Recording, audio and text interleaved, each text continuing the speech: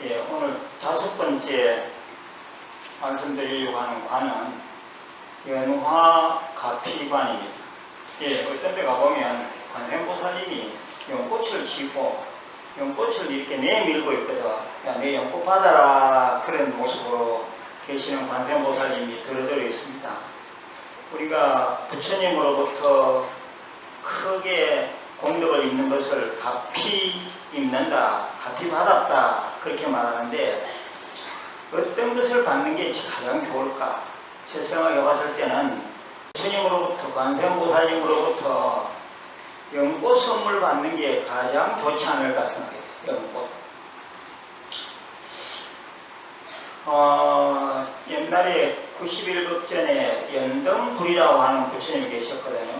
연등불 들어봤습니까? 연등불 당시에 선해라고 하는 수행자가 있었습니다. 선해행자.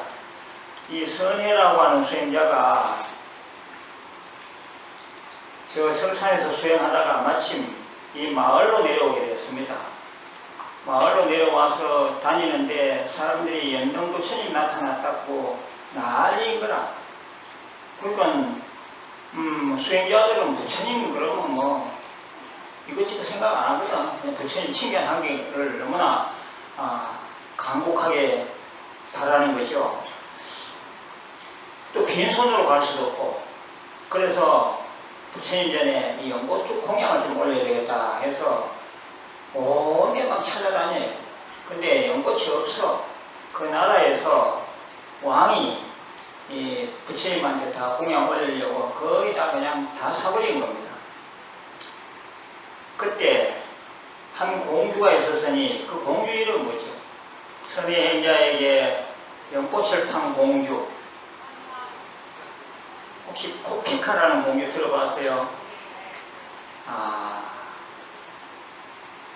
제가 법문할 때 분명히 했을 텐데, 이 코피카라는 공주가 연꽃 5송이를 그 수행자에게 건네줬어요. 샀어. 나중에 또 2송이는 나중에 내랑 결혼해달라 하는 그런 조건으로 2송이를 공짜 줬거든요. 그 7송인데 실제로 선해행자가 코피카 공주로부터 직접 사들인 것은 5송이에요. 5송이. 그런데 그 5송이로 인연해서 길 가다가 가는데 앞에 웅둥이가 있어가지고 가죽옷을 벗어서 연등불 지나가시는데 발 딛지 않도록 했다. 그런 얘기 있었죠.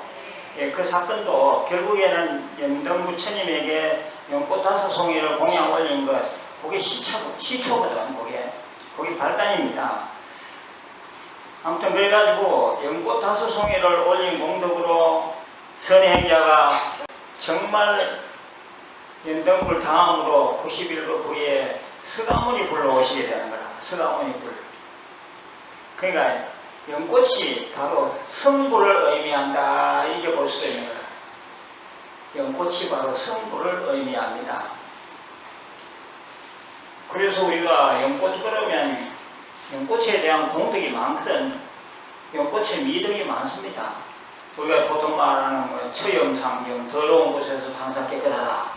그런 처염상경의 꽃이다. 또는 종자 불실의 꽃이다. 연꽃의 종자는 절대로 없애지지 않는다. 그런 거. 또 연화동시, 연실동시, 화실동시, 열매와 꽃이 동시에 커가는 거거든요. 그건 바로 우리가 좋은 일을 하자고 일을 딱 시작하는 그 순간부터 좋은 결과가 다 맺혀진다. 우리가 오늘 방생했다.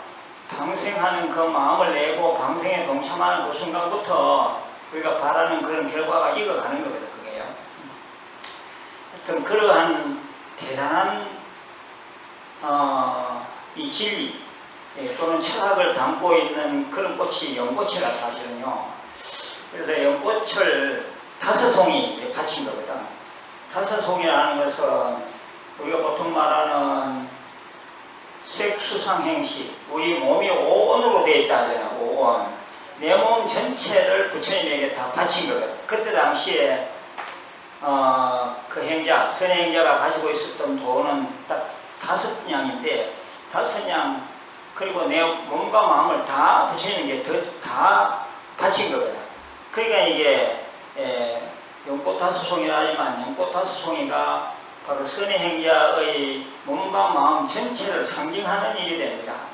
몸과 마음을 다 바쳤으니까 그분이 우리의 서가모니 부처님이 되는 거죠. 그래서 선의 행자가 91급 후에 이 땅에서 서가모니 불로 나타나셨다 그 말이거든요. 그게. 또 보면 이 연꽃이라고 하는 게 우리가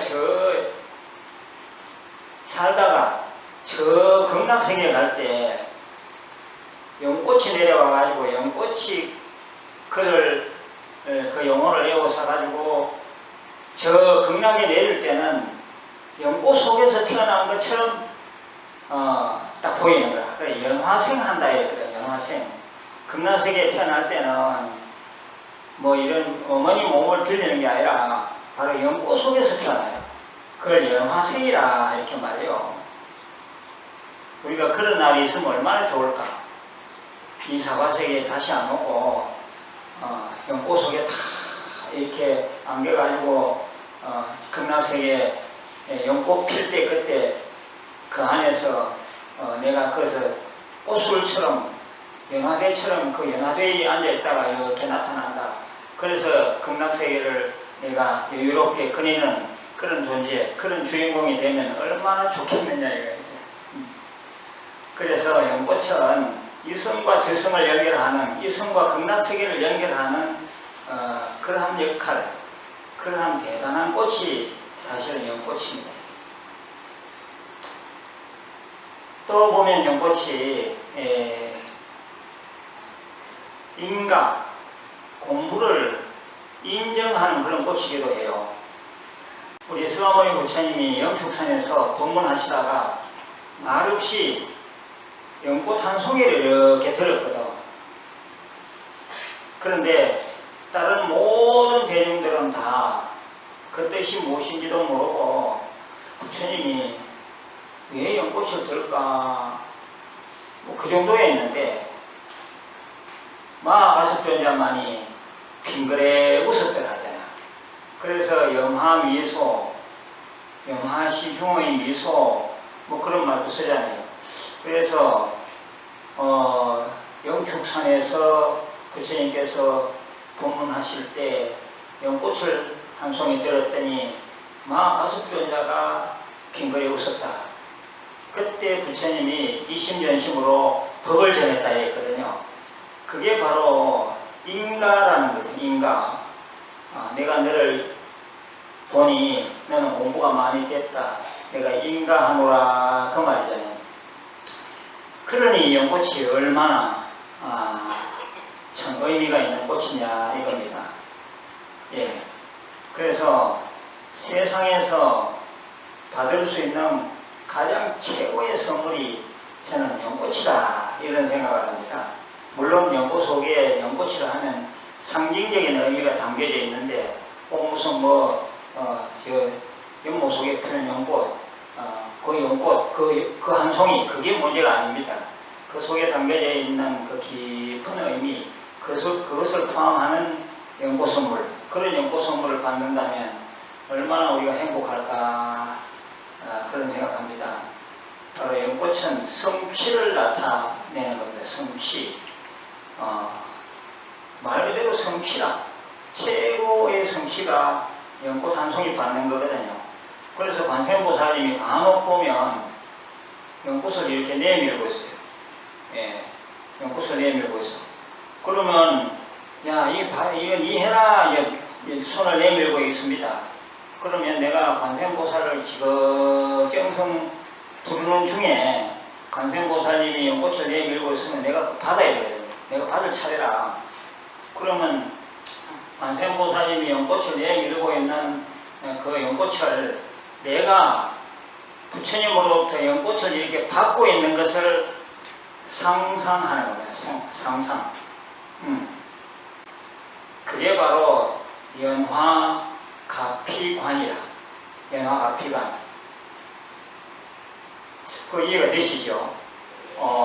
관세음보살님이 연꽃을 이렇게 내밀고 있는데 야 니 해라 하고 그 모습을 생각하면서 내가 그 관세음보살님으로부터 연꽃 한 송이를 이렇게 다 건네받는 그 순간을 생각하는 거예요.